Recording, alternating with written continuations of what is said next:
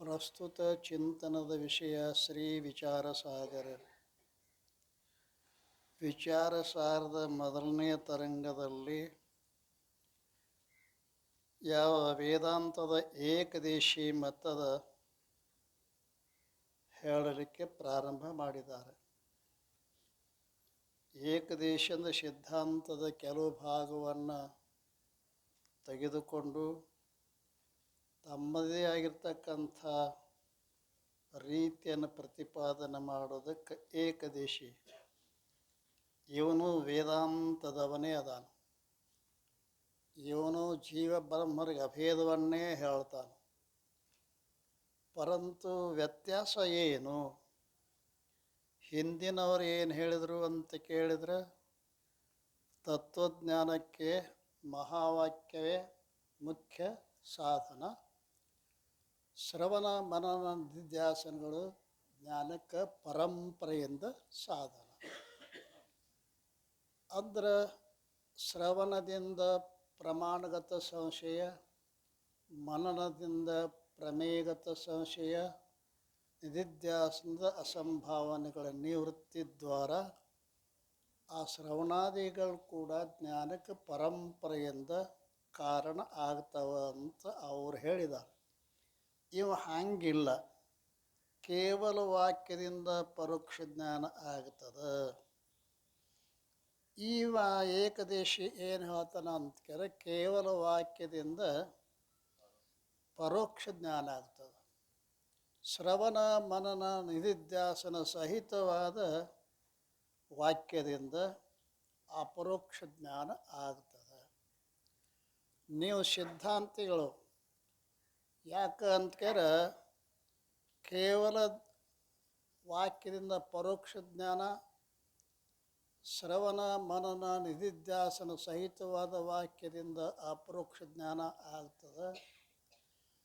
ಕೇವಲ ವಾಕ್ಯದಿಂದ ಅಪರೋಕ್ಷ ಜ್ಞಾನವೇ ಆಕ್ಕತಿ ಅಂತ ನೀವು ಅಂದ್ರಿ ಅಂದರೆ ಶ್ರವಣ ಮನನ ನಿಧಿಧ್ಯಾಸನಗಳು ವ್ಯರ್ಥ ಆಗ್ತವೆ ಅಂತ ನೀವು ಆರೋಪ ಮಾಡಕತ್ತಿದ್ದಾರೆ. ಆ ಶ್ರವಣ ಮನನ ನಿಧ್ಯಾಸನಗಳು ವ್ಯರ್ಥ ಆಗ್ತಾವೆ ಅಂತ ಅಂದ್ರೆ ಇವ ಏನಂತಾನ ಅಂತ ಕೇಳಿದರೆ, ಯಾವ ವಸ್ತುನ ಅಪರೋಕ್ಷ ಜ್ಞಾನ ಆಗುತ್ತದೆಯೋ ಅದರಲ್ಲಿ ಸಂಶಯ ಭಾವನ ಅಸಂಭಾವನ ಬರುವುದೇ ಇಲ್ಲ.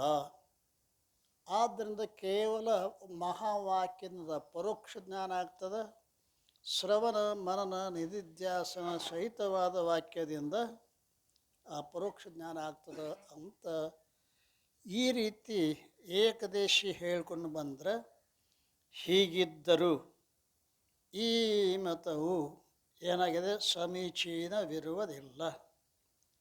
ಏಕೆಂದರೆ ಮೇಲೆ ಹೇಳಲ್ಪಟ್ಟ ಏಕದೇಶೀಯ ಮತದ ಅಸಮೀಚೀನತೆ ಯೋಗ್ಯ ಇಲ್ಲ ಅಂತ ಹೇಳ್ತಾ ಇದ್ದಾನೆ.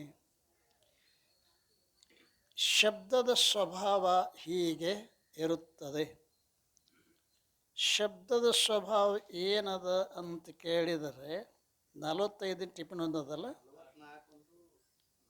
44 ಮಂದ ಜ್ಞಾನ ಉಳ್ಳವನಿಗೆ ಶ್ರವಣಾದಿ ಸಾಧನಗಳಲ್ಲಿ ಆಲಸ್ಯ ಬುದ್ಧಿಯಾಗುವುದು.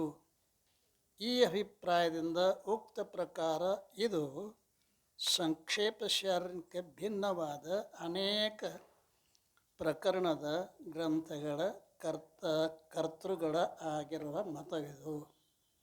ಸಂಕ್ಷೇಪ ಶಾರೀರಿಕ ಒಬ್ಬನ ಬಿಟ್ಟು ಇನ್ನುಳಿದವರೆಲ್ಲ ಪ್ರಕರಣಗಳ ಗ್ರಂಥಗಳು ಈ ರೀತಿ ಹೇಳ್ತಾ ಇದ್ದಾವೆ. ಏನಂತ, ಮಂದ ಜ್ಞಾನ ಉಳ್ಳವನಿಗೆ ಶ್ರವಣಾದಿ ಸಾಧನಗಳಲ್ಲಿ ಆಲಸ್ಯ ಬುದ್ಧಿಯಾಗುತ್ತದೆ. ಅಪರೋಕ್ಷ ಜ್ಞಾನ ವಾಕ್ಯದಿಂದಲೇ ಅಪರೋಕ್ಷ ಜ್ಞಾನ ಆಕ್ಕಿತ್ತು ಅಂತಂದ್ರೆ ಶ್ರವಣಾದಿಗಳು ಮಂದ ಜಿಜ್ಞಾಸುಗಳಿಗೆ ಶ್ರವಣಾದಿಗಳಲ್ಲಿ ಆಲಸ್ಯ ಬುದ್ಧಿ ಉಂಟಾಗ್ತದೆ. ಯಾಕಂದ್ರೆ ಮಹಾವಾಕ್ಯದಿಂದನ ಏನಾಗೈತಿ, ಅಪರೋಕ್ಷ ಜ್ಞಾನ ಆಗೈತಿ ಅಂತ ನೀವು ಹೇಳ್ತೀರಲ್ಲ. ಆದ್ರೆ ಅದರಿಂದ ಏನಾಕತಿ ಅಂತ ಕೇಳಿದ್ರೆ, ಮಂದ ಜಿಜ್ಞಾಸುಗಳಿಗೆ ಶ್ರವಣಾದಿಗಳಲ್ಲಿ ಆಲಸ್ಯ ಬುದ್ಧಿ ಆಗ್ತದೆ. ಈ ರೀತಿಯಾಗಿ ಈ ಅಭಿಪ್ರಾಯದಿಂದ ಉಕ್ತ ಪ್ರಕಾರ ಇದು ಸಂಕ್ಷೇಪ ಶಾರೀರಿಕದಿಂದ ಭಿನ್ನವಾದ ಅನೇಕ ಪ್ರಕರಣ ಗ್ರಂಥಗಳ ಕರ್ತೃಗಳ ಮತ ಇರುತ್ತದೆ ಅಂತ ಹೇಳಿದರು. ಇನ್ನು 45ರೊಳಗೆ ಏನು ಹೇಳ್ತಾರೆ, ದೃಢ ಅಪರೋಕ್ಷ ಜ್ಞಾನವುಳ್ಳವನಿಗೂ ಕೂಡ ಶ್ರವಣಾದಿಗಳಲ್ಲಿ ಕರ್ತವ್ಯ ಬುದ್ಧಿ ಉತ್ಪತ್ತಿಯಾಗುತ್ತದೆ. ಶ್ರವಣ ಮನಧ್ಯಾಸನ ಸಹಿತವಾದ ವಾಕ್ಯದಿಂದ ಅಪರೋಕ್ಷ ಜ್ಞಾನ ಆಗ್ತತಿ ಅಂತ ನೀವು ಹೇಳಿದ್ರೆ ದೃಢ ಅಪರೋಕ್ಷ ಬ್ರಹ್ಮಜ್ಞಾನ ಆಗೈತೆ ಮನುಷ್ಯಗೆ. ಅವನಿಗೂ ಕೂಡ ಶ್ರವಣಾದಿಗಳಲ್ಲಿ ಕರ್ತವ್ಯ ಬುದ್ಧಿ ಉತ್ಪತ್ತಿಯಾಗುತ್ತದೆ. ಮತ್ತು ಶ್ರವಣ ಮನನಿಧ್ಯಾಸನ ಮಾಡಬೇಕು ಅಂತ ಅವನಲ್ಲಿ ಕರ್ತವ್ಯ ಬುದ್ಧಿ ಏನಾಗ್ತದೆ ಅಂದ್ಕೇರ ಉತ್ಪತ್ತಿ. ದೃಢ ಅಪರೋಕ್ಷ ಬ್ರಹ್ಮಜ್ಞಾನ ಆದ್ಮೇಲೆ ಯಾವ ಕರ್ತವ್ಯವೂ ಇರುವುದಿಲ್ಲ. ಈಗ ನೀವು ಹೇಳುವುದರಿಂದ ಕರ್ತವ್ಯ ಬುದ್ಧಿಯಲ್ಲಿ ಏನಾಕತಿ ಅಂತ ಉತ್ಪತ್ತಿಯಾಗುತ್ತದೆ. ಈ ಅಭಿಪ್ರಾಯದಿಂದ ಕೇವಲ ವಾಕ್ಯದ ಅಪರೋಕ್ಷ ಜ್ಞಾನವನ್ನು ಹೇಳುವ ಸಿದ್ಧಾಂತಿ ಅನುಸಾರ ಈ ಸಮಾಧಾನ ಇರುತ್ತದೆ. ನಿಮ್ಮ ವಾಕ್ಯದಿಂದ ಏನು ಅಪರೋಕ್ಷ ಜ್ಞಾನ ಆಕತಿ ಅಂತ ಹೇಳ್ತಿರಲ್ಲ, ಅದಕ್ಕೆ ಈ ರೀತಿ ಅಪರೋಕ್ಷ ಜ್ಞಾನ ಆದ ಬಳಿಕ ಜ್ಞಾನ ದೃಢ ಅಪರೋಕ್ಷ ಬ್ರಹ್ಮಜ್ಞಾನಿಗೂ ಕೂಡ ಶ್ರವಣಾದಿಗಳಲ್ಲಿ ಏನಾಗ್ತದೆ ಅಂತ ಕೇಳಿದ್ರೆ ಅವ್ರ ಶ್ರವಣಾದಿಗಳಲ್ಲಿ ಕರ್ತವ್ಯ ಬುದ್ಧಿ ಪುನಃ ಶ್ರವಣ ಮನನ ಮಾಡಬೇಕಂತ ಕರ್ತವ್ಯ ಬುದ್ಧಿ ಆಕತಿ ನಿಮ್ಮಲ್ಲಿ ಅಂತ ಇವ ಏಕದೇಶಿ ಅವರ ಮೇಲೆ ಆರೋಪ ಮಾಡ್ತಾ ಇದ್ದಾನೆ. ಈಗ ಶಬ್ದದ ಸ್ವಭಾವ ಹೀಗೆ ಇರುತ್ತದೆ. ಶಬ್ದದಲ್ಲೊಂದು ಸ್ವಭಾವ, ನಾವು ಮನುಷ್ಯರಲ್ಲಿ ಸ್ವಭಾವ ಐತಂತ ತಿಳ್ಕೊಂಡಿದ್ದೀವಿ ಅಲ್ಲ, ಅವನ ಸ್ವಭಾವ ಹಂಗೆ, ಇವನ ಸ್ವಭಾವ ಹಿಂಗೆ. ಆದರೆ ಶಬ್ದದಲ್ಲಿಯೂ ಕೂಡ ಒಂದು ಸ್ವಭಾವದ ಏನದ ಅಂತ ಕೇಳಿದ್ರೆ, ಯಾವ ವಸ್ತು ವ್ಯವಹಿತವಾಗಿರುವುದೋ ಅದರ ಜ್ಞಾನವು ಶಬ್ದದಿಂದ ಪರೋಕ್ಷವಾಗಿಯೇ ಆಗುವುದು. ಯಾವ ಪ್ರಕಾರ ವ್ಯವಹಿತ ವಸ್ತುವಿನ ಜ್ಞಾನವು ಶಬ್ದದಿಂದ ಅಪರೋಕ್ಷ ಆಗುವುದಿಲ್ಲ. ವ್ಯವಹಿತವಾದ ವಸ್ತು, ಯಾವ ವಸ್ತು ವ್ಯವಹಿತವಾಗಿರುವುದೋ ಅದರ ಜ್ಞಾನ ಶಬ್ದದಿಂದ ಪರೋಕ್ಷ ಜ್ಞಾನವೇ ಆಗುತ್ತದೆ. ವ್ಯವಹಿತ ಅಂದರೆ ದೇಶದಿಂದ ಕಾಲದಿಂದ ದೂರ ಇರಬೇಕು. ದೇಶದಿಂದ ಕಾಲದಿಂದ ದೂರ ಇತ್ತಂದ್ರೆ ವ್ಯವಹಿತ ಅಂತಾರೆ, ದೇಶದ ಕಾಲನ ಸಮೀಪ ಇತ್ತಂದ್ರೆ ಅವ್ಯವಹಿತ ಅಂತ ಕರೀತಾರೆ. ಈಗ ಯಾವ ವಸ್ತು ವ್ಯವಹಿತ ಇರುವುದೋ ಅಂದ್ರೆ ತನಗೆ ಬಿಟ್ಟು ದೂರ ಇರುವುದೋ, ವ್ಯವಹಿತ ಅಂದ್ರೆ ಕಾಲದಿಂದ ದೇಶದಿಂದ ಭಿನ್ನವಾಗಿರತಕ್ಕ ವ್ಯವಹಿತವಿರೋದು, ಅದರ ಜ್ಞಾನ ಶಬ್ದದಿಂದ ಪರೋಕ್ಷವಾಗಿಯೇ ಆಗುವುದು. ಯಾವ ಪ್ರಕಾರದಿಂದಲೂ ವ್ಯವಹಿತ ವಸ್ತುವಿನ ಜ್ಞಾನ ಶಬ್ದದಿಂದ ಅಪರೋಕ್ಷ ಆಗುವುದಿಲ್ಲ. ಅದಕ್ಕೆ ಉದಾಹರಣೆ ಕೊಡ್ತಾನೆ. ಹೇಗೆಂದರೆ, ವ್ಯವಹಿತ ಸ್ವರ್ಗದ ಮತ್ತು ಇಂದ್ರಾದಿ ದೇವತೆಗಳ ಜ್ಞಾನವು ಶಾಸ್ತ್ರ ಶಬ್ದದಿಂದ ಪರೋಕ್ಷವಾಗಿಯೇ ಆಗುತ್ತದೆ. ಸ್ವರ್ಗ ನಮಗಿಂತಲೂ ಭಿನ್ನ ದೂರ ಇರೋದ್ರಿಂದ ಅದು ವ್ಯವಹಿತದ. ಮತ್ತು ಇಂದ್ರಾದಿ ದೇವತೆಗಳು ಕೂಡ ನಮಗಿಂತಲೂ ದೂರದ, ಅದಕ್ಕೆ ವ್ಯವಹಿತ ಅದ. ಅಂತಹವರ ಜ್ಞಾನ ಶಬ್ದದಿಂದ ಪರೋಕ್ಷಣ ಆಗ್ತದೆ. ಯಾಕಂದ್ಕೇರ ಪುರಾಣಾದಿಗಳಲ್ಲಿ ಕೇಳ್ತಾರೆ, ಸ್ವರ್ಗದಿ ಹಿಂಗೈತಿ, ಅಲ್ಲೈತಿ, ಇಲ್ಲೈತಿ, ಮತ್ತು ಅಲ್ಲೇ ಇಂದ್ರಾದಿ ದೇವತೆಗಳದಾರ. ಇವೆಲ್ಲ ನಮಗೆ ಪರೋಕ್ಷ ಜ್ಞಾನವನ್ನೇ ಮಾಡಿಕೊಡ್ತದ ಶಬ್ದ. ಅಪರೋಕ್ಷ ಜ್ಞಾನ ಮಾಡಿಕೊಡೋದಿಲ್ಲ. ಯಾಕೆ? ಆ ವಸ್ತು ಹೇಗದ ವ್ಯವಹಿತದ. ಸ್ವರ್ಗನೂ ವ್ಯವಹಿತದ, ಇಂದ್ರಾದಿ ದೇವತೆಗಳು ವ್ಯವಹಿತ, ನಮ್ಮನ್ನು ಬಿಟ್ಟ ಬೇರೆ ಅದಾರ. ಆದ್ದರಿಂದ ಅಂಥ ವಸ್ತುವಿನ ಜ್ಞಾನ ಶಬ್ದದಿಂದ ಪರೋಕ್ಷವೇ ಆಗುತ್ತದೆ, ಅಪರೋಕ್ಷ ಆಗುವುದಿಲ್ಲ. ಇನ್ನು ಯಾವ ವಸ್ತು ಅವ್ಯವಹಿತವಿರುವುದೋ ಅದರ ಜ್ಞಾನವು ಶಬ್ದದಿಂದ ಅಪರೋಕ್ಷ ಮತ್ತು ಪರೋಕ್ಷ ಎರಡೂ ರೀತಿಯಿಂದ ಆಗುವುದು. ಯಾವ ವಸ್ತು ಅವ್ಯವಹಿತ, ಅತ್ಯಂತ ಕಾಲದಿಂದಲೂ ದೇಶದಿಂದಲೂ ಏನದ ಅಂತ ಕೇಳಿದ್ರೆ ಸಮೀಪವಾಗಿರ್ತಕ್ಕಂಥದ್ದು ವಸ್ತು ಏನೈತಲ್ಲ, ಅದು ಆ ವಸ್ತುವಿಂದು ಅಪರೋಕ್ಷ ಜ್ಞಾನವೂ ಆಗ್ತದೆ, ಪರೋಕ್ಷ ಜ್ಞಾನವೂ ಆಗ್ತದೆ.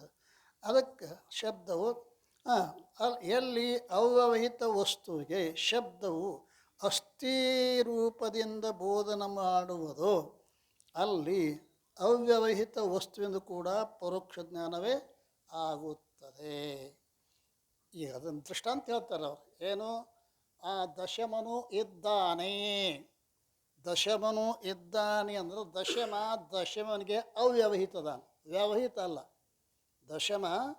ದಶಮನಿಗೆ ಅವ್ಯವಹಿತ. ಅವನು ಬಿಟ್ಟು ದಶಮನಿಗೆ ಬಿಟ್ಟು ಬೇರೆ ಎಲ್ಲೂ ಇಲ್ಲವ, ಅವ್ಯವಹಿತದಾನ. ಅವ್ಯವಹಿತ ಇದ್ದರೂ ಕೂಡ ಶಬ್ದದಿಂದ ಅವನದು ಏನಾಕತಿ? ಪರೋಕ್ಷ ಜ್ಞಾನವೇ. ಅಂದರೆ ದಶಮನು ಇದ್ದಾನೆ ಅಂತ ಹೇಳ್ತಾ ಇದ್ದಾರೆ. ಅದರಿಂದ ಏನಾಗ್ತದೆ ಅಂತ ಕೇಳಿದ್ರೆ ಪರೋಕ್ಷ ಜ್ಞಾನವೇ ಆಗ್ತದೆ. ಹೇಗೆಂದರೆ ದಶಮ ಪುರುಷನಿದ್ದಾನೆ, ಈ ರೀತಿ ಅಸ್ಥಿ ರೂಪದಿಂದ ಬೋಧನೆ ಮಾಡಿರುವ ಯಾವ ಅವ್ಯವಹಿತ ದಶಮನಿರುವನೋ ಅವನ ಜ್ಞಾನ ಈ ಶಬ್ದದಿಂದ ಪರೋಕ್ಷವಾಗಿಯೇ ಆಗುತ್ತದೆ. ಅಸ್ಥಿ ರೂಪದಿಂದ ಇರುತ್ತದೆ ಅಥವಾ ಇರುತ್ತಾನೆ. ಅಸ್ಥಿ ಅಂದ್ರೇನು? ಇರುವಿಕೆ. ಅದಲ್ರಿ, ಅಸ್ಥಿ ಅಂದ್ರೆ ಏನಂತಾರೆ? ಇರುವಿಕೆ. ಅದು ಹ್ಯಾಂಗದ? ಈ ರೀತಿಯಿಂದ ಅಸ್ಥಿ ರೂಪದಿಂದ ಇದ್ದಾನೆ ಅಂತೇನು ಬೋಧ ಮಾಡ್ತೈತಲ್ಲ, ಮಾಡಿರುವ ಯಾವ ಅವ್ಯವಹಿತ ದಶಮನಿರುವನೋ ಅವನ ಜ್ಞಾನ ಈ ಶಬ್ದದಿಂದ ಪರೋಕ್ಷವಾಗಿಯೇ ಆಗುತ್ತದೆ. ದಶಮನಿಗೆ ಅವ್ಯವಹಿತದಾನ, ಅವ ಅತ್ಯಂತ ಸಮೀಪದಾನ, ಅವನ ಸ್ವರೂಪವೇ ಆಗಿದ್ದಾನೆ. ಸಮೀಪ ಅಂದ್ರೇನು? ಸ್ವರೂಪ ತನಗಿಂತ ಸಮೀಪನೂ ಇಲ್ಲ, ದೂರನೂ ಇಲ್ಲ, ತಾನೇ ಅದಾನ. ಆದ್ದರಿಂದ ಅವನಿಗೆ ಅಸ್ಥಿ ರೂಪದಿಂದ ಇದ್ದಾನೆ. ಏನು? ದಶಮನು ಇದ್ದಾನೆ ಅಂತ ಅಸ್ಥಿ ರೂಪದಿಂದ ಬೋಧ ಮಾಡಿರುವ ಯಾವ ಅವ್ಯವಹಿತ ದಶಮನಿರುವನೋ ಅವನ ಜ್ಞಾನ ಶಬ್ದದಿಂದ ಪರೋಕ್ಷವಾಗಿಯೇ ಆಗುತ್ತದೆ. ಎಲ್ಲಿ ಅವ್ಯವಹಿತ ವಸ್ತುವಿನ ಇದೂ ಇರುತ್ತದೆ, ಈ ರೀತಿಯಾಗಿ ಶಬ್ದ ಬೋಧನೆ ಮಾಡಿದರೆ ಅದು ಅವ್ಯವಹಿತ ವಸ್ತುವಿನ ಜ್ಞಾನವು ತನಗಿಂತ ಅಪರೋಕ್ಷವಾಗಿಯೇ ಶಬ್ದದಿಂದ ಅಪರೋಕ್ಷವಾಗಿಯೇ ಆಗುತ್ತದೆ. ಇಲ್ಲಿ ಶಬ್ದದ ಸ್ವಭಾವವನ್ನು ಹೇಳಕತ್ತಾರೆ. ಶಬ್ದದ ಸ್ವಭಾವ ಏನದ ಅಂತ ಕೇಳ, ವ್ಯವಹಿತ ವಸ್ತುವೆಂದು ಯಾವ ಶಬ್ದದಿಂದ ಪರೋಕ್ಷ ಜ್ಞಾನವೇ ಆಗುತ್ತದೆ. ಅವ್ಯವಹಿತ ವಸ್ತುವೆಂದು ಪರೋಕ್ಷನೂ ಆಗ್ತದೆ, ಅಪರೋಕ್ಷನೂ ಆಗ್ತದೆ. ಹೆಂಗೆ ಅಂತ ಕೇಳ, ದಶಮನಿಗೆ ಅವ್ಯವಹಿತದಾನೆ ಇದ್ದಾಗ ಕೂಡ ದಶಮನು ಇದ್ದಾನೆ ಇಷ್ಟು ಹೇಳುವುದರಿಂದ ಅಸ್ಥಿ ರೂಪದಿಂದ ಬೋಧ ಮಾಡಿತು. ಇದ್ದಾನೆ ಅಂತ ಹೇಳೋದ್ರಿಂದ ದಶಮನಿಗೆ ಏನತ್ತು? ಪರೋಕ್ಷ ಜ್ಞಾನವೇ ಆತ ಹೊರತು ಅವ ಅಪರೋಕ್ಷದಾನ. ದಶಮನಿಗೆ ಅಪರೋಕ್ಷನದಾನ, ಪರೋಕ್ಷ ಇಲ್ಲವ, ಅಪರೋಕ್ಷನದಾನ. ಆದರೂ ಕೂಡ ಅವನಿಗೆ ಶಬ್ದ ಹಿಂಗೆ ಬೋಧ ಮಾಡ್ತೈತಲ್ಲ, ಅಸ್ಥಿ ವ್ಯವಹಾರದಿಂದ ಇರುತ್ತಾನೆ. ಈ ಅಸ್ಥಿ ವ್ಯವಹಾರದಿಂದ ಬೋಧ ಮಾಡಿರುವುದರಿಂದ ಅವನಿಗೆ ಪರೋಕ್ಷ ಜ್ಞಾನವೇ ಆಕತಿ. ಇನ್ನು ಅವ್ಯವಹಿತ ವಸ್ತುವಿನ ಇದು ಇರುತ್ತದೆ ಅಲ್ರಿ, ಇದು ಇರುತ್ತದೆ, ಅಪರೋಕ್ಷ. ಇದು ಸಮೀಪ ಇರಬೇಕು, ಅದಕ್ಕೆ ಇದಕ್ಕೆ ಅಂತಾರೆ ಇದು ಅಂತ. ದೂರ ಇತ್ತಂದ್ರೆ ಅದು ಅಂತ ಅಲ್ಲ. ವರ್ತಮಾನ ಕಾಲ ಸಮ್ಮುಖ ದೇಶ ಇತ್ತಂದ್ರೆ ಇದು ಅನ್ನೋ ಶಬ್ದ ಪ್ರಯೋಗ ಮಾಡ್ತಾರೆ. ಏನು? ಇದು ಸಮ್ಮುಖ ದೇಶ. ಮತ್ತು ಹೆಂಗಿರ್ಬೇಕು ಅಂತ ಕೇಳ, ವರ್ತಮಾನ ಕಾಲ. ಈ ರೀತಿಯಿಂದ ಆ ವಸ್ತುಗೆ ಏನಂತಾರೆ, ಹೀಗೊಂದು ವಸ್ತು ಇತ್ತು ಅಂತಂದ್ರೆ ಈ ರೀತಿಯಿಂದ ಶಬ್ದ ಬೋಧನೆ ಮಾಡಿದರೆ ಅಲ್ಲಿ ಅವ್ಯವಹಿತ ವಸ್ತುವಿನ ಜ್ಞಾನವು ಶಬ್ದದಿಂದ ಅಪರೋಕ್ಷವೇ ಆಗುತ್ತದೆ. ಅಂದ್ರೇನು? ದಶಮನಿಗೆ ಅವ್ಯವಹಿತ ಇದ್ದರೂ ಕೂಡ ಅವಾಗ ಅಸ್ಥಿ ರೂಪದಿಂದ ಬೋಧ ಮಾಡಿದ್ರೆ ಪರೋಕ್ಷ ಆಕೈತಿ ಅಲ್ರಿ. ಇದ್ದಾನೆ ಅಂದಿಷ್ಟೇ ಪರೋಕ್ಷ ಆಗ್ತದೆ. ಇವನು ಇದ್ದಾನೆ ಅಂತ ಹೇಳ್ತಾ ಇದ್ದಾರಲ್ಲ, ಇಲ್ಲೇನತ್ತಾರೆ, ಇಲ್ಲೇ ಅಸ್ಥಿ ರೂಪದಿಂದ ಶಬ್ದದಿಂದ ಇದು ಇರುತ್ತದೆ. ಇದು ಅಂದ್ರೆ ಸಮ್ಮುಖ ದೇಶ ಅಲ್ರಿ, ವರ್ತಮಾನ ಕಾಲ. ಈ ರೀತಿಯಿಂದ ಆ ವಸ್ತುವಿಗೆ ಇರುತ್ತದೆ, ಇದು ಇರುತ್ತದೆ ಅಂದ್ರೆ ನೇನು ಇರುತ್ತೆ ಅಂದಂಗೆ ಅರ್ಥ. ಇದು ಇರ್ತದೆ ಅಂದ್ರೆ ನೇನು ಇರುತ್ತೆಯೇ. ಅವ್ಯವಹಿತ ವಸ್ತುವಿನ ಜ್ಞಾನವು ಶಬ್ದದಿಂದ ಅಪರೋಕ್ಷವೇ ಆಗುತ್ತದೆ, ಪರೋಕ್ಷ ಆಗುವುದೇ ಇಲ್ಲ. ಯಾಕೆ? ಆ ಶಬ್ದದ ಸ್ವಭಾವ ಹಿಂಗದ. ಶಬ್ದದ ಸ್ವಭಾವ ಹೆಂಗದ? ಅವ್ಯವಹಿತ ವಸ್ತುವಿಂದು ಪರೋಕ್ಷನೂ ಆಕತಿ, ಅಪರೋಕ್ಷನೂ ಆಕತಿ ಅಲ್ರಿ. ಈ ರೀತಿಯಿಂದ ಪರೋಕ್ಷವಾಗುವುದಿಲ್ಲ. ಹೇಗೆಂದರೆ ದಶಮನ ನೀನೇ ದಶಮನು ನೀನೇ ಇದ್ದೀಯ. ಈ ರೀತಿಯಿಂದ ಶಬ್ದವು ಬೋಧನ ಮಾಡಿದರೆ ಯಾವ ದಶಮನಿರುವನೋ ಅವನು ಅಪರೋಕ್ಷ ಜ್ಞಾನವೇ ಆಗುವುದು. ದಶಮನ ಜ್ಞಾನ ಅಪರೋಕ್ಷವೇ ಆಗ್ತದೆ. ನೀನು ಇದ್ದೇ ದಶಮನು ಎರಡು ಪದ ಅದಾವ. ದಶಮನು ಇದ್ದಾನೆ ಒಂದು, ದಶಮನು ನೀನು ಇದ್ದೀಯ. ದಶಮನಿಗೆ ಅವ್ಯವಹಿತವಾಗಿದ್ದರೂ ಕೂಡ ಶಬ್ದದ ಸ್ವಭಾವ ಏನದ ಅಂತ್ಯಾರ, ಅವ್ಯವಹಿತ ವಸ್ತುವಿಂದ ಏನು ಮಾಡ್ತದೆ, ಇದ್ದಾನೆ ಅಂತ ಹೇಳಿದ್ರೆ ಪರೋಕ್ಷ ಆಗ್ತದೆ. ನೀನು ಇರುತ್ತೀಯ ಅಂತ ಅನ್ನೋದ್ರಿಂದ ಅಪರೋಕ್ಷ ಆಗ್ತದೆ. ಇದು ಶಬ್ದದ ಸ್ವಭಾವ. ಅದರಂತೆ ಬ್ರಹ್ಮವು ಸರ್ವರ ಆತ್ಮವಾಗಿರುವುದರಿಂದ, ಬ್ರಹ್ಮ ಏನೈತಿ ಸರ್ವರ ಆತ್ಮವಾಗಿರುವುದರಿಂದ ಅತ್ಯಂತ ಅವ್ಯವಹಿತವಾಗಿರುವುದು. ಬ್ರಹ್ಮ ಎಲ್ಲರ ಬ್ರಹ್ಮಲೋಕದಾಗ ಯಾವುದೋ ಲೋಕದಾಗ ಯಾವುದೋ ದೇಶದಾಗ ಐತೆ ಅಂತ ಅರ್ಥ ಅಲ್ಲ. ಬ್ರಹ್ಮ ಅನ್ನೋ ಶಬ್ದ ಕೇಳ್ಕೂಡಲೇ ನಮಗೆ ಎತ್ತರ ಯಾವುದೋ ಲೋಕಕ್ಕೆ ಹೋಗ್ತೈತಿ ವೃತ್ತಿ ಅಲ್ರಿ. ಬ್ರಹ್ಮ ಅಂತಂದು ಕೂಡ ಯಾವುದೋ ಲೋಕಕ್ಕೆ ಆ ಕಡೆ ಹೋಗ್ತದೆ. ಅದೇನದ ಬ್ರಹ್ಮ ಅನ್ನೋದು ನಮ್ಮ ಸ್ವರೂಪವೇ ಆಗಿರುತ್ತದೆ. ಆ ಮಹಾಕಾಶ ಘಟಾಕಾಶವೇ ಇರುತ್ತೆ, ಘಟಾಕಾಶವು ಮಹಾಕಾಶವೇ ಇರುತ್ತದೆ. ಅದರಂತೆ ಇಲ್ಲಿ ಬ್ರಹ್ಮವು ಸರ್ವರ ಆತ್ಮವಾಗಿರುವುದರಿಂದ ಅತ್ಯಂತ ಅವ್ಯವಹಿತ, ಭಾಳ ಸಮೀಪ. ಅಂದರೆ ಸಮೀಪನು ಶಬ್ದವೂ ಕೂಡ ಅಲ್ಲಿ ನಡೆಯಂಗಿಲ್ಲ. ಯಾಕೆ, ತಾನೇ ತನಗೆ ಅಪರೋಕ್ಷದನಲ್ಲ. ಆದ್ದರಿಂದ ಅವ್ಯವಹಿತವಾದ ಬ್ರಹ್ಮನ ಜ್ಞಾನವೂ ಕೂಡ ಅವಾಂತರ ಪರೋಕ್ಷವೇ ಆಗುತ್ತದೆ.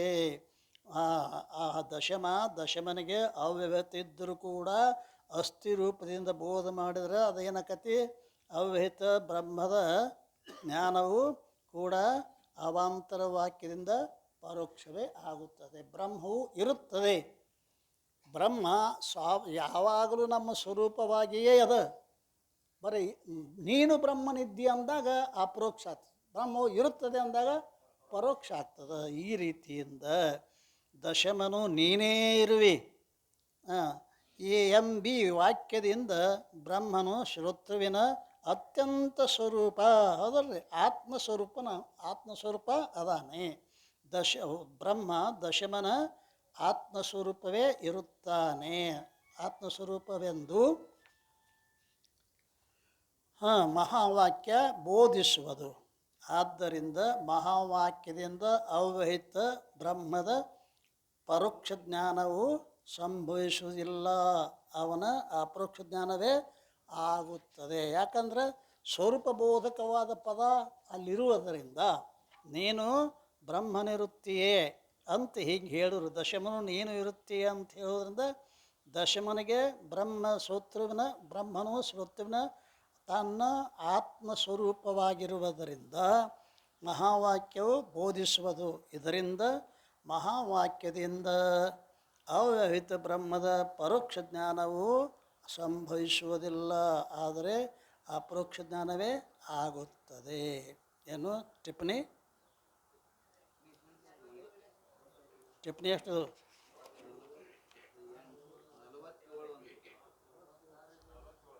47. ಇಲ್ಲಿ ದಶಮನ ಬಗ್ಗೆ ಉದಾಹರಣೆ ಸಹಿತವಾಗಿ ಅದರ ಲಕ್ಷಾರ್ಥವನ್ನು ಇಲ್ಲಿ ಹೇಳ್ತಾ ಇದ್ದಾರೆ. ಏನು ಅಂತ ಕೇಳಿದ್ರೆ, ಇಲ್ಲಿ ಈ ಪ್ರಸಂಗವಿರುವುದು ಹೇಗೆಂದರೆ, ಒಂದು ಊರಲ್ಲಿ 10 ಜನ ಬಾಲಕರಿದ್ದರು. ಅವರು ಒಟ್ಟಾಗಿ ಕೂಡಿಕೊಂಡು ವಿನೋದಾರ್ಥವಾಗಿ ದೇಶಾಂತರಕ್ಕೆ ಹೊರಟರು. ಮಾರ್ಗದಲ್ಲಿ ಮೃಗಜಲದ ನದಿಯು ಪ್ರಾಪ್ತವಾಯಿತು. ಮೃಗಜಲದ ನದಿ ಅಂದ್ರೇನು?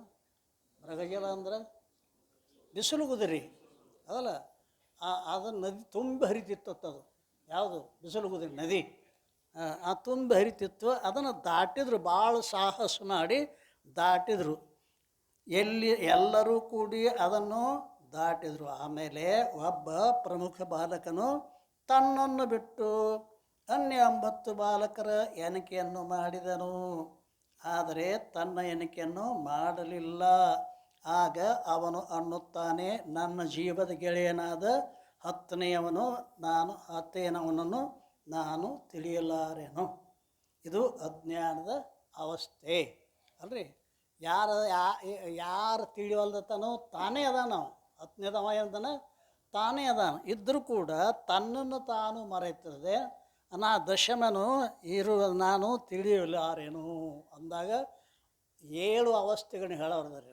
ಅಜ್ಞಾನ, ಆವರಣ, ಪರೋಕ್ಷ, ಅಪರೋಕ್ಷ, ಶೋಕ ನಿವೃತ್ತಿ, ನಿರಂಕುಶ, ತೃಪ್ತಿ ಅಂತ ಈ ದಶಮನ ಉದಾಹರಣೆಗಳಲ್ಲಿ ಈ ರೀತಿ ಉಪದೇಶ ಮಾಡೋರು. ಆದ್ದರಿಂದ 10ನೆಯವನು ಇರುವುದೇ ಇಲ್ಲ ಮತ್ತು ಕಾಣಿಸುವುದಿಲ್ಲ. ಇದು 2 ಪ್ರಕಾರದ ಆವರಣವಾಗಿರುವುದು. ಇಲ್ಲ, ತೋರುವುದಿಲ್ಲ ಅಲ್ರಿ. ಇದ್ದ ವಸ್ತುವಿನಲ್ಲಿ ಇಲ್ಲ ಅಂತ ಅನಿಸ್ತದೆ, ಆದರೆ ಆ ವಸ್ತು ತೋರುವುದಿಲ್ಲ ಅಂತ ಕೂಡ ಅನ್ನಿಸ್ತದೆ. ಈ ರೀತಿಯಾಗಿ ಇದು 2 ಪ್ರಕಾರದ ಆವರಣವಾಗಿರೋದು. ಅಜ್ಞಾನ ಆದ ಬಳಿಕ 2ನೇದ್ದು ಆವರಣ, 3ನೇದ್ದು ಅದರಿಂದ ರೋದನ ರೂಪ ವಿಕ್ಷೇಪವು ಪ್ರಾರಂಭವಾಯಿತು. ವಿಕ್ಷೇಪ ಅಂತ ರೋದನ ಹೋಗ್ತಾ ಇದ್ದಾನೆ. ಇದು 3ನೇ ಅವಸ್ಥೆ. ಅದು 4 ಅಂದರೆ 2 ಆವರಣಗಳನ್ನ ಹೇಳಲ್ಲ. ಇದು 4ನೇ ಅವಸ್ಥೆ. ಅಷ್ಟರಲ್ಲಿ ಯಾವನೋ ಒಬ್ಬ ಆಪ್ತ ಅಂದರೆ ಯಥಾರ್ಥ ವಕ್ತ ಪುರುಷನು ಬಂದನು. ಅವನು ದಶಮನಿದ್ದಾನೆ ಅಂಥ ಅವಾಂತರ ವಾಕ್ಯ ಹೇಳಿದನು. ಅದನ್ನು ಕೇಳಿ ಆ ದಶಮ ಪುರುಷನಿಗೆ ಸ್ವಸ್ವರೂಪಭೂತ ದಶಮನಿದ್ದಾನೆ ಎಂಬ ಪರೋಕ್ಷ ಜ್ಞಾನವೇ ಆಯಿತು. ಸ್ವಸ್ವರೂಪಭೂತ ದಶಮ, ತಾನೇ ತಾನಾಗಿರುವ ದಶಮ. ಇವ್ಗೆ ಏನಾಯಿತು? ಅವಾಗ ದಶಮ ಇದ್ದಾನೆ ಅಂತಿಷ್ಟೇ ಜ್ಞಾನ ಆಯಿತು, ಪರೋಕ್ಷ ಜ್ಞಾನವೇ ಆಯಿತು. ನಂತರ ದಶಮನು ಎಲ್ಲಿದ್ದಾನೆ ಹೀಗೆಂದು ಕೇಳಲು ಆಪ್ತ ಪುರುಷನು ದಶಮನು ನೀನೇ ಇರುವಿ ಎಂದು ನುಡಿದನು.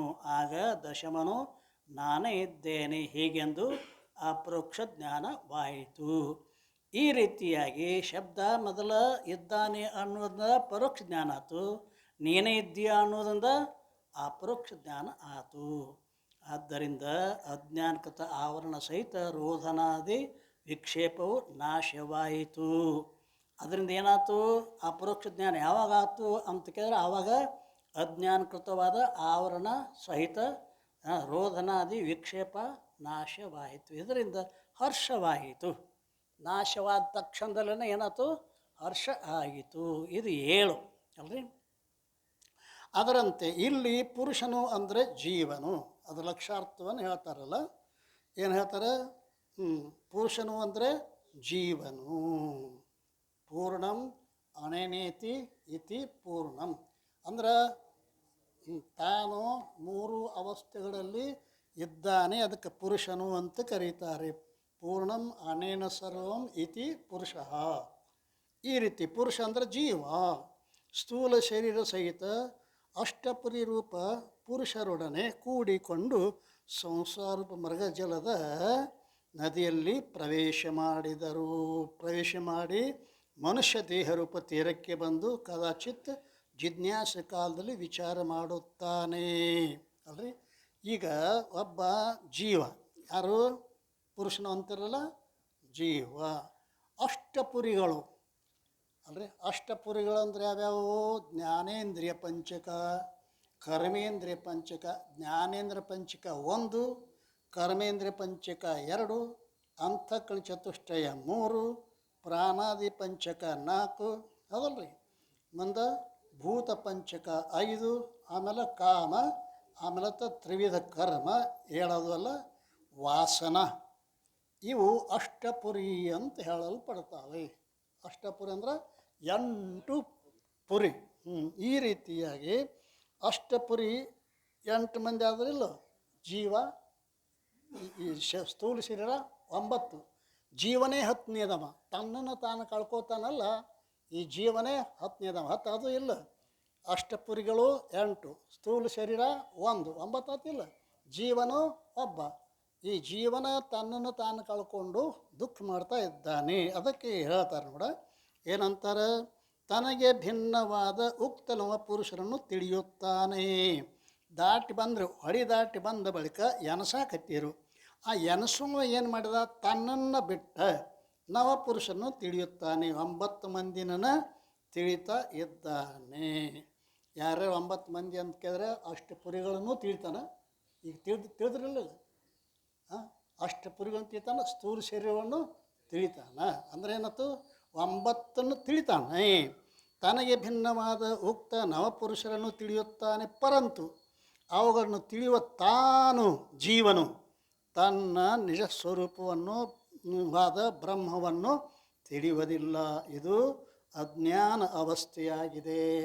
ಆ 7 ಅವಸ್ಥೆಗಳನ್ನು ಇಲ್ಲಿ ತೋರಿಸ್ಕೊಡ್ತಾರೆ.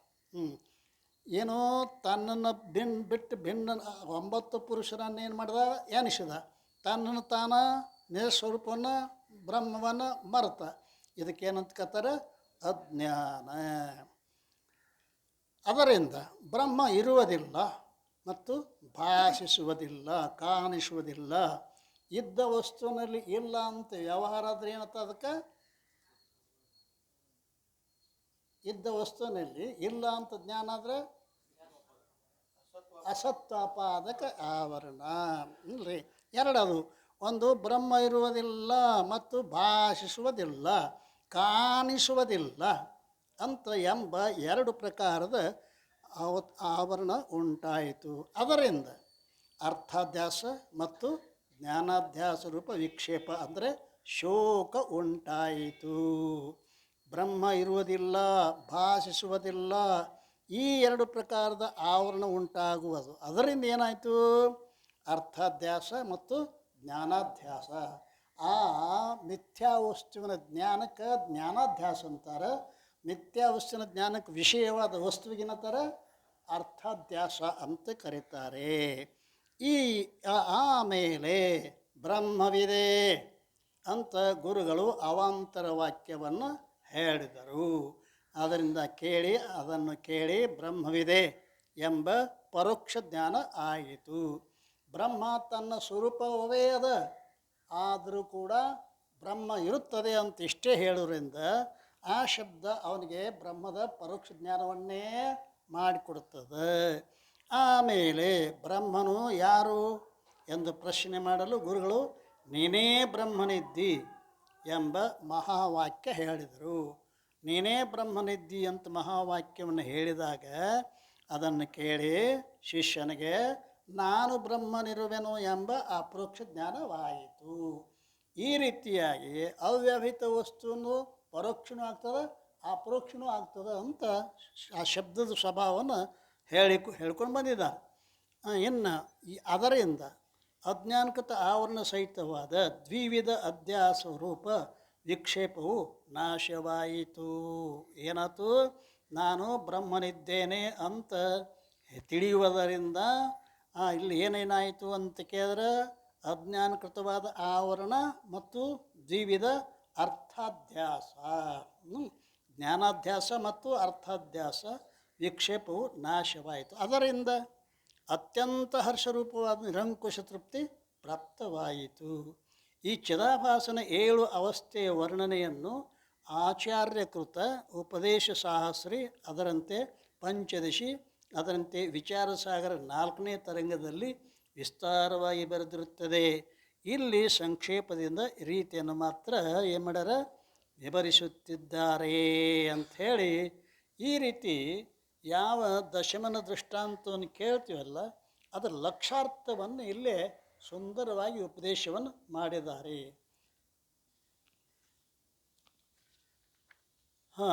ಮಹಾವಾಕ್ಯವು ಬೋಧಿಸುವುದು. ಆದ್ದರಿಂದ ಮಹಾವಾಕ್ಯದಿಂದ ಅವ್ಯವಹಿತ ಬ್ರಹ್ಮದ ಪರೋಕ್ಷ ಜ್ಞಾನವು ಸಂಭವಿಸುವುದಿಲ್ಲ, ಆದರೆ ಅಪರೋಕ್ಷ ಜ್ಞಾನವು ಸಂಭವಿಸುತ್ತದೆ. 48ನೇ ಟಿಪ್ಪಣಿಯಲ್ಲ. ಇಲ್ಲಿ ಈ ರಹಸ್ಯವಿರುತ್ತದೆ. ಹೇಗೆ ದಶಮ ಪುರುಷನು ಮನ ಮತ್ತು ನೇತ್ರಗಳಿಂದ ಪ್ರತ್ಯಕ್ಷ ಮಾಡಿಕೊಳ್ಳಲು ಯೋಗ್ಯವಾದ ಸಂಘಾತದ ಮನ ಮತ್ತು ನೇತ್ರರೂಪ ಸಾಮಗ್ರಿಗಳಿದ್ದಾಗ್ಯೂ ಕೂಡ ಅಪರೋಕ್ಷವಾಗುವುದಿಲ್ಲ. ಈ ದಶಮ ಪುರುಷ ಏನದಾನಲ್ಲ, ಅವಾಗ ತನ್ನ ಅಪರೋಕ್ಷ ಜ್ಞಾನ ಮಾಡಿಕೊಡುವಂಥ ಮನಸ್ಸು ನೇತ್ರಾದಿಗಳು ಹೌದಲ್ರಿ. ತನಗೆ ತಾನು ಈ ಮನಸ್ಸು ಆ ಮನಸ್ಸು ಅದ, ಮತ್ತೇನದ ನೇತ್ರಾದಿ ಇಂದ್ರಿಯಗಳು ಅದಾವ. ಇವೇನು ಅಂತ ಕೇರ ಅಪರೋಕ್ಷದ ಸಂಘಾತ. ಸಂಘಾತ ಅಂದ್ರೆ ಅವತರ ಸ್ವಭಾವ. ಮತ್ತು ನೇತ್ರರೂಪ ಸಾಮಗ್ರಿಗಳಿದ್ದಾಗ್ಯೂ ಕೂಡ ಅಪರೋಕ್ಷ ಜ್ಞಾನ ಆಗುವುದಿಲ್ಲ ನೋಡಿ. ನಮಗೆ ನಾವು ನಮ್ಮ ಶರೀರದ ನೋಡ್ಲಾಕ ತಿಳಿಲಾಕ ಮತ್ತು ನಮ್ಮ ಎರಡು ಅದಲ್ಲ, ಯಾವುದು ಒಂದು ಮನಸ್ಸು, ಇನ್ನೊಂದು ಇಂದ್ರಿಯಗಳು. ಇವು ಇದ್ದರೂ ಕೂಡ ಅಪರೋಕ್ಷ ಮಾಡಿಕೊಡ್ತಕ್ಕಂಥ ಸಾಧನಗಳಿದ್ದಾಗ್ಯೂ ಕೂಡ ಅಪರೋಕ್ಷ ಆಗುವುದಿಲ್ಲ. ಕಿಂತು ದಶಮನು ನೀನಿರುವಿ ಎಂಬಿ ವಾಕ್ಯದಿಂದಲೇ ಅಪರೋಕ್ಷ ಜ್ಞಾನವಾಗುವುದು. ತನಗೆ ತಾನು ಅಪರೋಕ್ಷವಿದ್ದಾಗ್ಯೂ ಕೂಡ ದಶಮನು ನೀನಿದ್ದಿ ಅಂತ ಹೇಳಿದಾಗನ ದಶಮನಿಗೆ ಅಪರೋಕ್ಷ ಜ್ಞಾನ ಆಗುತ್ತದೆ. ಮನ ಮತ್ತು ನೇತ್ರಗಳು ಸಹಕಾರಿ ಆಗಿರುತ್ತವೆ. ಇಲ್ಲಿ ಏನು ಹೇಳೋದ್ರ ಅಂದ್ಕೇರ ಅಪರೋಕ್ಷ ಜ್ಞಾನವಾಗುತ್ತದೆ. ಶಬ್ದವು ಅಪರೋಕ್ಷ ಬೋಧ ರೂಪವಾದ ಪ್ರಮಾಜ್ಞಾನಕ್ಕೆ ಕಾರಣವು ಮಹಾವಾಕ್ಯ ರೂಪ ಶಬ್ದವಿರುವುದು. ಆದ್ದರಿಂದ ಅದು ಪ್ರಮಾಣವೆನಿಸುವುದು. ನೇತ್ರ, ಇಂದ್ರಿಯ ಮತ್ತು ಮನಸ್ಸು ತನ್ನ ಸ್ವರೂಪ ಜ್ಞಾನಕ್ಕೆ ಇವು ಕಾರಣ ಅಲ್ಲ. ಕಾರಣ ಯಾವುದು ಅಂತ ಕೇಳಿದ್ರೆ ಇಲ್ಲಿ ಅಪರೋಕ್ಷ ಪ್ರಮಾಜ್ಞಾನಕ್ಕೆ ಕಾರಣವು ಮಹಾವಾಕ್ಯ ರೂಪ ಶಬ್ದವಿರುವುದು. ಮಹಾವಾಕ್ಯ ಹೇಳಿದಾಗನೇ ಅವಾಗ ಅಪರೋಕ್ಷ ಜ್ಞಾನ ಆಗ್ತದೆ ಅದಲ್ರಿ. ತನಗೆ ತಾನು ಅಪರೋಕ್ಷವಾಗೇ ಇದ್ದರೂ ಕೂಡ ನೇತ್ರ ಇಂದ್ರಿಯನೂ ಐತಿ ಅಲ್ರಿ, ಮತ್ತು ಮನಸ್ಸೂ ಅದ. ಇವೆಲ್ಲ ಯಾವುದೇ ಒಂದು ವಸ್ತು ನಾವು ತಿಳ್ಕೊಬೇಕಾಗಿದ್ದರೆ ನೇತ್ರ ಇಂದ್ರಿಯ ಮತ್ತು ಮನಸ್ಸು ಇವೆರಡೂ ಕಾರಣಗಳು ಬೇಕು. ಇಷ್ಟಿದ್ದರೂ ಕೂಡ ತನಗೆ ತಾನು ಅಪರೋಕ್ಷವಾಗಿದ್ದರೂ ಕೂಡ ಈ ಸಾಧನಗಳಿದ್ದರೂ ಕೂಡ ಮಹಾವಾಕ್ಯ ಹೇಳಲಾರದ ಹೊರತು ಅವಾಗ ಅಪರೋಕ್ಷ ಜ್ಞಾನ ಆಗುವುದಿಲ್ಲ. ಶ್ರುತಿಗಳಿಂದ ಇದೇ ಮೊದಲಾದ ಮನನ ಮಾಡಲು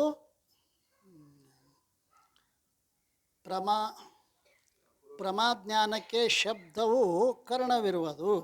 ಆದ್ದರಿಂದ ಇದು ಪ್ರಮಾಣವೆನಿಸುವುದು. ಶಬ್ದವೇ ಪ್ರಮಾಣದ. ಇದಕ್ಕೆ ಮನ ಮತ್ತು ನೇತ್ರಗಳು ಸಹಕಾರಿಯಾಗಿವೆ ಅನ್ರಿ. ಮನಸ್ಸು ಮತ್ತು ನೇತ್ರ ಸಹಕಾರಿಯಾಗಿವೆ. ಎರಡು ಪಕ್ಷಗಳದಾವ ಈ ಅಪರೋಕ್ಷ ಜ್ಞಾನದಲ್ಲಿ ಹೇಳಲು. ಎರಡು ಪಕ್ಷಗಳದಾವ. ಶಂಕರಾಚಾರ್ಯರೇನು ಹೇಳ್ತಾರೆ, ಮಹಾವಾಕ್ಯವೇ ನೇರವಾಗಿ ಕಾರಣ, ಸುಸಂಸ್ಕೃತವಾದ ಮನಸ್ಸು ಸಹಕಾರಿ. ಅರ್ಥವಾಗ್ತೈತಿಲ್ಲ? ಮಹಾವಾಕ್ಯ ನೇರವಾಗಿ ಮಹಾವಾಕ್ಯವೇ ಕಾರಣ, ಮತ್ತು ಸುಸಂಸ್ಕೃತ ಮನಸ್ಸು ಇದ್ದಿದ್ದಿಲ್ಲ ಅಂದರೆ ಅಪರೋಕ್ಷ ಆಕತ್ತೇನೋ ಆಗೋದಿಲ್ಲ. ಆದ್ದರಿಂದ ಇವರು ಶಂಕರಾಚಾರ್ಯ ಅಂತಾರೆ ತತ್ವಜ್ಞಾನಕ್ಕೆ ಮಹಾವಾಕ್ಯವೇ ಕಾರಣ, ಸುಸಂಸ್ಕೃತವಾದ ಮನಸ್ಸು ಸಹಕಾರಿ ಕಾರಣ. ಹೆಂಗಪ್ಪ ಅಂದ್ರೆ ನೇತ್ರವೇ ರೂಪಜ್ಞಾನಕ್ಕೆ ಕಾರಣ. ಅಕಸ್ಮಾತ್ ನೇತ್ರಕ್ಕೆ ಪರಿ ಬಂದಿದ್ದು ಅಂತಂದ್ರೆ ಇಂದು ಹೇಳ್ಕೊಂಬಂದಾರಿಲ್ಲ, ಆ ಪರಿಯನ್ನು ಕಳಿತೈತಿ. ಹೌದು, ಪರಿ ಕಳೆದಾಗ ನೇತ್ರದಿಂದಲೇ ಸೂರ್ಯನ ಪ್ರತ್ಯಕ್ಷ ಜ್ಞಾನ ಆಕತ್ತೆ ಹೊರತು ಅದೇನು ಔಷಧ ಹಾಕಿರ್ತಾರಲ್ಲ ಅದರಿಂದ ಅಲ್ಲ. ಹಾಗೆ ಇಲ್ಲಿ ಹೇಳಬೇಕಾದದ್ದು ಏನದ ಅಂತ ಕೇಳಿದರೆ ಆ ಮಹಾವಾಕ್ಯವೇ ಏನದ ಮುಖ್ಯ ಕಾರಣ. ಸುಸಂಸ್ಕೃತ ಮನಸ್ಸು ಇದ್ದಿದ್ದಿಲ್ಲ ಅಂದ್ರೆ ಪರಿಪಕ್ವ ಹೃದಯರಲ್ಲದ ಮಂದ ಮನುಜರ ಬರದೆ ಬೋಧಿಪನೆಂಬ ಭ್ರಮೆ ಯಾಕೆ ಮನುಜ. ಸುಸಂಸ್ಕೃತ ಮನಸ್ಸು ಅಂತಂದ್ರೆ ಏನು ಅಂತ್ಕೇರ ಮಲಕ್ಷೇಪ ದೋಷಗಳಿಂದ ರಹಿತವಾಗಿ ಅದಲ್ರಿ ಶ್ರದ್ಧಾದಿ ಕಾರಣಗಳಿದ್ರೆ ಅವಾಗೇಂತಾರೆ ಸುಸಂಸ್ಕೃತವಾದ ಮನಸ್ಸು. ಇನ್ನೊಬ್ಬರು ಹೇಳ್ತಾ ಇದ್ದಾರೆ, ಅವ್ರೇಂತಾರೆ ಮನಸ್ಸೇ ಮುಖ್ಯ ಕಾರಣ ತತ್ವಜ್ಞಾನಕ್ಕೆ, ಮಹಾವಾಕ್ಯ ಸಹಕಾರಿ ಕಾರಣ ಅಂತ ಹೇಳಿ. ಮೊನ್ನೆ ಯಾರ್ದೋ ಕತೆ ಹೇಳಿದೀವಲ್ಲಪ್ಪ, ಹೇಳ್ತೀನಿ ಯಾರು ಅಂತ ಕೇಳಿದ್ರಲ್ಲ, ಆ ಹೆಸರು ಹೋಯ್ತು ನೋಡಿ, ವಾಚಸ್ಪತಿ ನೋಡ್ರಿ. ಈಗ ವಾಚಸ್ಪತಿಗಳು ಏನು ಹೇಳ್ತಾರೆ, ಶಂಕರಾಚಾರ್ಯ ವಿರೋಧವಾಗಿ ಹೇಳ್ತಾರೆ ಅವರು. ವಾಚಸ್ಪತಿಗಳೇನಂತಾರೆ, ಸುಸಂಸ್ಕೃತವಾದ ಮನಸ್ಸೇ ಮುಖ್ಯ ಕಾರಣ, ಮಹಾವಾಕ್ಯ ಸಹಕಾರಿ ಕಾರಣ ಅಂತ ನಾವು. ಸುಸಂಸ್ಕೃತ ಮನಸ್ಸು ಇದ್ದಿದ್ದೆ ಅಂದ್ರೆ ನಿಮ್ಮ ಮಹಾವಾಕ್ಯ ಎದಕ್ಕೂ ಬರೋದಿಲ್ಲ ಅಂತಾನವ. ಆದ್ದರಿಂದ ಸುಸಂಸ್ಕೃತ ಮನಸ್ಸೇ ಮುಖ್ಯ ಕಾರಣ. ಮಹಾವಾಕ್ಯ ಉಪಾದಾನ ಅಥವಾ ಸಹಕಾರಿ ಕಾರಣ ಅಂತ ಈ ರೀತಿಯಾಗಿ ಈ ಅವರಿಬ್ಬರು ವೇದಾಂತಿಗಳೇ, ಜೀವಬ್ರಹ್ಮರ ವೇದವನ್ನೇ ಹೇಳೋರು. ಬಹಳ ಜಾಗದಾಗ ಇವರು ಶಂಕರಾಚಾರ್ಯರಿಗೆ ವಿರೋಧ ಮಾಡಿದ್ದನ್ನು ನಾವು ಪ್ರಭಾಕರದಾಗ ನೋಡ್ತಾ ಇದ್ದೇವೆ. ಈ ರೀತಿಯಿಂದ ಇಲ್ಲಿ ಏನು ಹೇಳಬೇಕಾಯ್ತು ಅಂತ ಕೇಳಿದ್ರೆ, ಹಾಗೆ ಬ್ರಹ್ಮದ ಅಪರೋಕ್ಷ ಬೋಧರೂಪ ಪ್ರಮಾಜ್ಞಾನಕ್ಕೆ ಕಾರಣವು ಮಹಾವಾಕ್ಯ ಶಬ್ದವಿರೋದು. ಅದರಿಂದ ಅದು ಪ್ರಮಾಣವೆನಿಸುವುದು. ಅದಕ್ಕೆ ಸಾಧನ ಸುಸಂಸ್ಕೃತ ಮನಸ್ಸು ಇರುತ್ತದೆ. ಇವೆರಡೂ ಬೇಕಾಗ್ತದೆ. ತತ್ವಜ್ಞಾನ ಆಗ್ಲಕ್ಕ ಮಹಾವಾಕ್ಯ ಗುರುಮುಖದಿಂದ ಮಹಾವಾಕ್ಯನೂ ಬೇಕು, ಸುಸಂಸ್ಕೃತವಾದ ಮನಸ್ಸು ಬೇಕು. ಮನಸ್ಸು ಸಹಕಾರಿ ಅದ, ಮಹಾವಾಕ್ಯ ಮುಖ್ಯ ಕಾರಣದ ಅಂತ ಇವ್ರು ಹೇಳ್ಕೊಂಬಂದಾರ. ಇನ್ನೊಂದು 49ನೇ ಟಿಪ್ಪಣಿ ಒಂದದ ಅಲ್ಲಿಲ್ಲ. ಇನ್ನು ಬೇರೆ ಕೆಲವರು ಹೇಳಿರೋದೇನೆಂದರೆ 23ನೇ ವಿಷಯಾಂಕದಲ್ಲ 23, ಯಾವ ವಸ್ತುವಿನ ಅಪರೋಕ್ಷ ಜ್ಞಾನವಾಗುವುದು ಅದರಲ್ಲಿ ಅಸಂಭಾವನಾ ಮತ್ತು ವಿಪರೀತ ಭಾವನೆಗಳು ಉಂಟಾಗುವುದಿಲ್ಲ. ಆದ್ದರಿಂದ ಶ್ರವಣಾದಿಗಳು ವಿಫಲವಾಗುತ್ತವೆ ಅಂತ ಇದರ ಮ್ಯಾಗ 49ನೇ ಟಿಪ್ಪಣಿ ಅದ. ಏನು ಹೇಳೋರದಾರ ಇವರು? ಹಿಂದೇನು ಅಂದಾನಲ್ಲ ಏಕದೇಶಿ, ಅವನ ಪಕ್ಷವನ್ನು ಇಲ್ಲಿ ಎತ್ಕೊಂಡು ಬಂದಾರ. ಏನು, ಯಾವ ವಸ್ತುವಿನ ಅಪರೋಕ್ಷ ಜ್ಞಾನವಾಗೋದು ಅದರಲ್ಲಿ ಅಸಂಭಾವನೆ ಮತ್ತು ವಿಪರೀತ ಭಾವನೆಗಳು ಉಂಟಾಗುವುದಿಲ್ಲ. ಈಗೊಂದು ಆಯ್ತಪ್ಪ, ಇದು ವಾಚ. ಈ ವಾಚ್ ಅಂತ ನನಗೆ ನೇತ್ರದ ಅಪರೋಕ್ಷ ಜ್ಞಾನ ಆದರೂ ಕೂಡ ವಾಚ್ ಹೌದು ಅಲ್ಲೋ ಹಿಂಗೇನ್ರಿ ಸಂಶಯ ಬರ್ತೈತೇನು? ಅವನದು ಯಾವವ ಏಕದೇಶಿ ಅಂತಾನೆ. ಈ ಅಪರೋಕ್ಷವಾದ ವಸ್ತುವಿನಲ್ಲಿ ವಿಪರೀತ ಭಾವನೆಗಳು ಉಂಟಾಗುವುದಿಲ್ಲ, ವಿಫಲವಾಗುತ್ತೆ.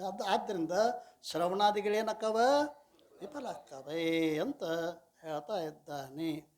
ಇಲ್ಲಿ ಉಪನಿಷತ್ತಿನ ವಾಕ್ಯವನ್ನು ನೆನಪಿಗೆ ತಂದು ಕೊಡ್ತಾರೆ. ಹೇ ಮೈತ್ರೇಯಿ, ಆತ್ಮನು ನೋಡಲು ಯೋಗ್ಯರುವನು, ಆ ಶ್ರವಣ ಮಾಡಲು ಯೋಗ್ಯನಿರುವನು, ಮನನ ಮಾಡಲು ಯೋಗ್ಯನಿರುವನು ಮತ್ತು ನಿಧ್ಯಾಸನ ಮಾಡಲು ಯೋಗ್ಯನಿರುವನು. ಇದೇ ಮೊದಲಾದ ಶ್ರುತಿಗಳಿಂದ ಪ್ರತಿಪಾದಿತವಾದ ಆತ್ಮದರ್ಶನ ಸಾಧನಗಳಾದ ಶ್ರವಣಾದಿಗಳು ನಿಷ್ಫಲವಾಗಲು ಯೋಗ್ಯವಿರುವುದಿಲ್ಲ. ಈಗ ಉಪನಿಷತ್ ಹೇಳಿದ ತಪ್ಪಾಗ್ತದೆ, ಮುಂದೆ ನಿಷ್ಫಲ ಆಗ್ತದೆ. ಅವ್ರೇನು ಹೇಳ್ತಾರೆ? ಆತ್ಮನು ನೋಡಲು ಯೋಗ್ಯನಿರುವನು, ಶ್ರವಣ ಮಾಡಲು ಯೋಗ್ಯನಿರುವನು, ಮನನ ಮಾಡಲು ಯೋಗ್ಯನಿರುವನು, ನಿಧಿಧ್ಯಾಸನ ಮಾಡಲು ಯೋಗ್ಯನಿರುವನು ಅಂತ ಹಿಂಗೆ ಉಪನಿಷತ್ತೇ ಹೇಳ್ಯದ. ಇವೇ ಮೊದಲಾದ ಶ್ರುತಿಗಳಿಂದ ಪ್ರತಿಪಾದಿತವಾದ ಆತ್ಮದರ್ಶನ ಸಾಧನಗಳಾದ ಶ್ರವಣಾದಿಗಳು ನಿಷ್ಫಲವಾಗಲು ಯೋಗ್ಯ ಇರುವುದಿಲ್ಲ. ಅವ್ರು ಹೇಳ್ತಾ ಇದ್ದಲ್ಲ, ಆತ್ಮನು ನೋಡಲು ಯೋಗ್ಯನಿದ್ದಾನೆ, ಶ್ರವಣ ಮಾಡಲು ಯೋಗ್ಯನಿದ್ದಾನೆ, ಮನನ ಮಾಡಲು ಯೋಗ್ಯನಿದ್ದಾನೆ, ನಿಧ್ಯಾಸನ ಮಾಡಲು ಯೋಗ್ಯನಿದ್ದಾನೆ ಅಂತ ಹೇಳುವುದರಿಂದ ನಿಷ್ಫಲ ಆಗುವುದಿಲ್ಲ. ಶ್ರವಣ ನಿಷ್ಫಲ ಆಗುವುದಿಲ್ಲ, ಶ್ರುತಿಗೆ ವಿರೋಧ ಆಗ್ತದೆ, ಕಿಂತು ಸಫಲವಾಗಲು ಯೋಗ್ಯವಿರುತ್ತದೆ.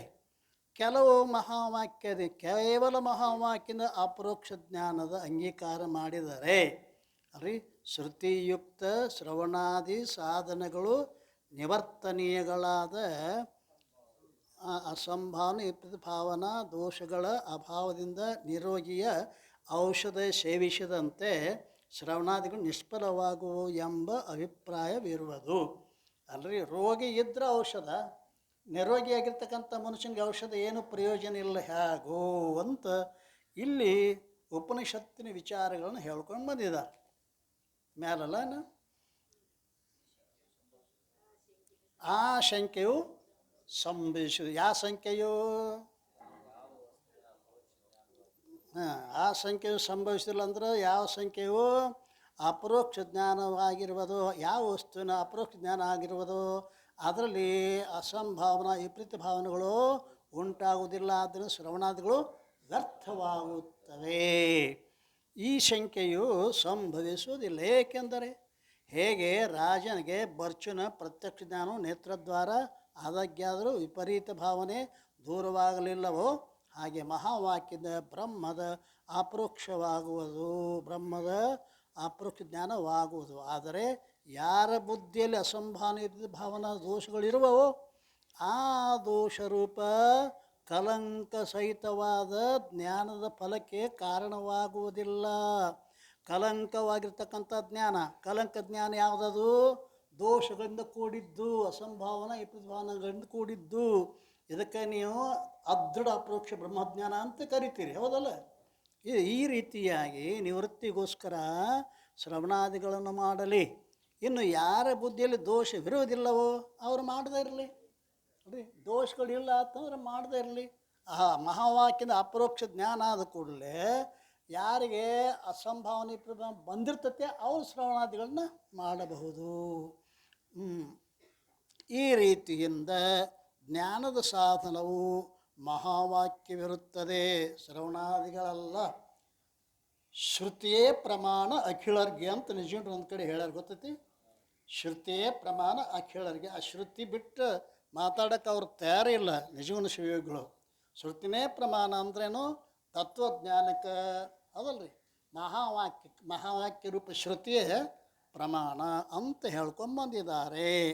ಈ ರೀತಿಯಿಂದ ಜ್ಞಾನದ ಸಾಧನ ಮಹಾವಾಕ್ಯವಿರುತ್ತದೆ, ಶ್ರವಣಾದಿಗಳು ಅಲ್ಲ. ಆದರೆ ಇಲ್ಲಿ ಮ್ಯಾಲೆ ಬರ್ಚುನ ಜ್ಞಾನ ಹೇಳ್ಕೊಂಬಂದಾನಲ್ಲ, ಬರ್ಚುನ ಕಥೆ ನೀನು ಹೇಳಿದೆಯಲ್ಲ. ಬರ್ಚು ಎಂಬ ಮಂತ್ರಿ ಇದ್ದ, ಎಲ್ಲ ಮಂತ್ರಿಗಳು ಅವನ ಮೇಲೆ ವಿರೋಧ ಇದ್ದರು. ರಾಜ ಅವನು ಭಾಳ ಪ್ರೀತಿ ಮಾಡ್ತಿದ್ದ. ಆವಾಗ ಅವನ ಸಲುವಾಗಿ ಏನು ಮಾಡಿದರು, ನಮ್ಮ ರಾಜ್ಯದಲ್ಲಿ ಬೇರೆ ರಾಜ್ಯದವ್ರು ಬಂದು ದಂಗೆ ಮಾಡಾಕತ್ಯಾರ ಅಂದರು. ಆವಾಗ ಬರ್ಚುನ ಕಳಿಸಿದ, ಆ ದಂಗಾಕೋರನ್ನ ಹೊಡೆದು ಬಾರಪ್ಪ ಅಂಥೇಳಿ. ಅಲ್ಲಿ ಹೋದ ಬರ್ಚು, ಅಲ್ಲೇ ಅವರು ಇದ್ದಿದ್ದಿಲ್ಲ. ಆವಾಗ ಅವನಿಗೇನು ಅನ್ನಿಸ್ತು ಅಂದ್ರೆ, ಇದು ಮಂತ್ರಿಗಳು ಮಾಡಿದ ಪಿತೂರಿ ಅದ, ಇಂಥ ದುಷ್ಟ ಮಂತ್ರಿಗಳಿದ್ದಾಗ ಅಲ್ಯಾಕೆ ಹೋಗ್ಬೇಕಂಥೇಳಿ ಅವನೇನು ಮಾಡಿದ, ಅರಣ್ಯದಾಗ ಉಳ್ದ. ಅರಣ್ಯದಾಗ ಜಟ ದಾಡಿಗಳು ಬಂದು ಅಕಸ್ಮಾತ್ ರಾಜನೇ ಆ ಅರಣ್ಯಕ್ಕೆ ಹೋದ. ರಾಜನನ್ನು ನೋಡಿದ ಕೂಡಲೇ ಅತ್ಯಂತ ಪ್ರೀತಿಗೆ ಪಾತ್ರನಾಗಿರ್ತಕ್ಕಂಥ ಬರ್ಚು ಮಹಾರಾಜ ಮಹಾರಾಜ ಅಂತ ಬಂದ ಕೂಡಲೇ ಅವ್ರೇನು ಹೇಳಿದ್ರು, ಸತ್ತಾನ್ರಿ ಅಂತ ಹೇಳಿದ್ರಲ್ಲ, ಪಿಶಾಚಿ ಆಗ್ಯಾನ. ಮತ್ತು ಪಿಶಾಚಿ ಆಗ್ಯಾನ. ಈಗ ಪ್ರತ್ಯಕ್ಷವಾಗಿ ಬರ್ಚುನ ಜ್ಞಾನ ಆದರೂ ಕೂಡ ಪಿಶಾಚಿ ಅನ್ನುವಂಥ ಭಾವನೆ ಬಂತಲ್ಲ. ಆ ರೀತಿಯಾಗಿ ಅಂತ ಬರ್ಚುನ ಪ್ರತ್ಯಕ್ಷ ಜ್ಞಾನ ಅಂದ್ರೆ ಅಪರೋಕ್ಷವಾದ ವಸ್ತುವಿನಲ್ಲಿ ಸಂಶಯ ಭಾವನೆ ಬರೋದಿಲ್ಲ ಅಂತ ಏನು ಹೇಳ್ತಾರೆ, ಅದನ್ನಿಲ್ಲೇ ಖಂಡನೆ ಮಾಡಿದ ಬರ್ತದೆ ಏನ್ರಿ. ಆದ್ದರಿಂದ ಈ ರೀತಿಯಿಂದ ಜ್ಞಾನದ ಸಾಧನ ಮಹಾವಾಕ್ಯವಿರ್ತದೆ, ಶ್ರವಣಾದಿಗಳಲ್ಲ. ಆದರೆ ಜ್ಞಾನಕ್ಕೆ ಪ್ರತಿಬಂಧಕವಾದ ಯಾವ ದೋಷಗಳಿರುವವೋ ಅವುಗಳ ನಾಶಕ್ಕಾಗಿ ಶ್ರವಣಾದಿಗಳು ಇರುವವು. ಆದ್ದರಿಂದ ಶ್ರವಣಾದಿಗಳು ಜ್ಞಾನದ ಹೇತುವೆಂದು ಹೇಳಿದೆ. ಯಾವ ರೀತಿ ನಾವು ಶ್ರವಣಾದಿ ಜ್ಞಾನಕ್ಕೆ ಹೇತು ಅಂತಂದಿದ್ದು, ಅಸಂಭಾವನೆ ವಿಪರೀತ ಭಾವನೆ ನಿವೃತ್ತಿ ಮಾಡುವ ದ್ವಾರ ಅವು ಕೂಡ ತತ್ವಜ್ಞಾನಕ್ಕೆ ಕಾರಣ ಅಂತ ಹೇಳ್ಕೊಂಬಂದೀವಿ. ಜ್ಞಾನದ ಹೇತುವೆಂದು ಹೇಳಿದೆ. ಶ್ರವಣಾದಿಗಳಿಗೆ ವಿವೇಕಾದಿಗಳು ಕಾರಣವೆಂದು ಹೇಳಿದೆ. ಶ್ರವಣಾದಿಗಳಿಗೆ ಏನು ಕಾರಣ? ವಿವೇಕ, ವೈರಾಗ್ಯ, ಶಮಾಧಿ, ಸಂಪತ್ತಿ, ಮುಮುಕ್ಷತ್ವ. ವಿವೇಕ ಇಲ್ಲದ ಮನುಷ್ಯ, ಬಹಿರ್ಮುಖ ಮನುಷ್ಯಾಗ ಶ್ರವಣದಲ್ಲಿ ಪ್ರವೃತ್ತಿ ಆಗುವುದಿಲ್ಲ. ಯಾವನಲ್ಲಿ ವಿವೇಕಾದಿಗಳದಾವೋ ಅವ ಶ್ರವಣದಲ್ಲಿ ಅವನೇನಕ್ಕನ ಪ್ರವೇಶ ಹಾಕಾನ. ವಿವೇಕಾದಿಗಳಿದ್ದಿಲ್ಲ ಶ್ರವಣದಲ್ಲಿ ಪ್ರವೇಶ. ಅಂದರೆ ಹಿಂದೆ ಏನು ಹೇಳ್ಕೊಂಬಂದಾರ, ವಿವೇಕಾದಿಗಳು ಶ್ರವಣಾದಿಗಳಲ್ಲಿ ಉಪಯೋಗ ಅದಾವ, ಶ್ರವಣಾದಿಗಳು ಜ್ಞಾನದಲ್ಲಿ ಉಪಯೋಗ ಅದಾವ ಅಂತ ಹೇಳ್ಕೊಂಡು ಬಂದಿದ್ದಾರಲ್ಲ. ಆ ರೀತಿಯಾಗಿ ಈ ರೀತಿ ಜ್ಞಾನದ ಸಾಧನವು ಮಹಾವಾಕ್ಯವಿರುತ್ತದೆ, ಶ್ರವಣಾದಿಗಲ್ಲ. ಆದರೆ ಜ್ಞಾನಕ್ಕೆ ಪ್ರತಿಬಂಧಕವಾದ ಯಾವ ದೋಷಗಳಿರುವವು ಅವುಗಳ ನಾಶಕ್ಕಾಗಿ ಶ್ರವಣಾದಿಗಳು ಇರುವುದು. ಆದ್ದರಿಂದ ಶ್ರವಣಾದಿಗಳು ಜ್ಞಾನದ ಹೇತುವೆಂದು ಹೇಳಿದೆ. ಶ್ರವಣಾದಿಗಳಿಗೆ ವಿವೇಕಾದಿಗಳು ಕಾರಣ ಎಂದು ಹೇಳಿದೆ. ಆದ್ದರಿಂದ ವಿವೇಕಾದಿಗಳು ಜ್ಞಾನದ ಸಾಧನವೆಂದು ಹೇಳಿದೆ.